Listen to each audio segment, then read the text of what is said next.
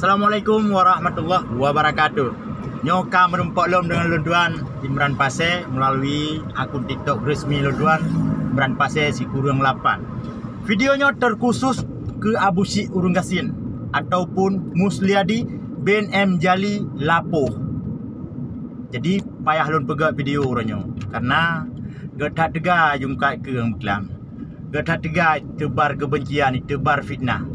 Lihat dihina ulama, dihina urung perarahan yatim, difitnah ke kurung lain yang nak hina di Aceh oleh Musliadi bin Jali Lapoh.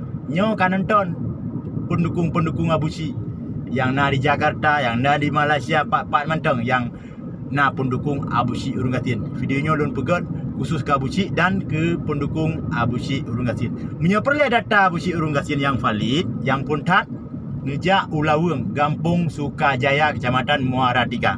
Ni tanya laju patah rumah apa Jali Lapoh bila masjid yang ke almarhum nyamban herakan. Jadi kan sekedar tak tebar kebencian tu si adinya anti Musliadi. Ji baklong hana ku anggap walaupun berangkat banjir grup-grup. Yang pertama, urung diberi bantu Arab. Panjang meter 55 cm, gehan 25 kilo. Memang kan tiga tak hapit walaupun pegahnya nyoje. Tapi nyo mandu-mandu belum pulang bak urung rame.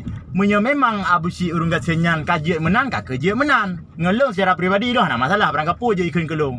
Nyo yang sakit hajak keun ku ulama, hajak keun ku gura-gura semua buat. Bak live streaming ka bengeh haji. Gura semua buat nak kepir kok ka bengeh. Gesok baja baru ka bengeh.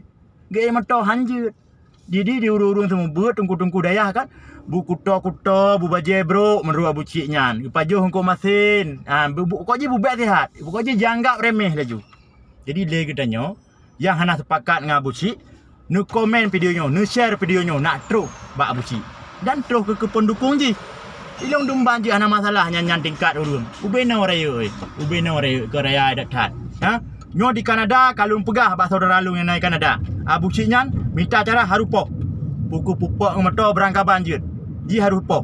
Belah tahun ka di Kanada, mesti gana pernah sembayang inan di Kanada nyan. Nah jamaah Aceh inan, hana pernah ajak mesti ga melasa. Kerja mati hana ajak, kerja udip hana ajak. Kauri molok dumpu kauri pertemuan Aceh hantam dikut bergabung dengan urung Aceh yang nak di Kanada. Maka ji pikiran ji mencawa-cawa. Watero rungong atranyan, pinyak atranyan. Di Kanada bebas mabuk karena nyan kon nanggro Islam. Lagi yang mentang videonya khusus ke Abu Syik Urung Gasin. Bersambung di video selanjutnya. Preh merumpak dua ada Abu Syik. Nak kata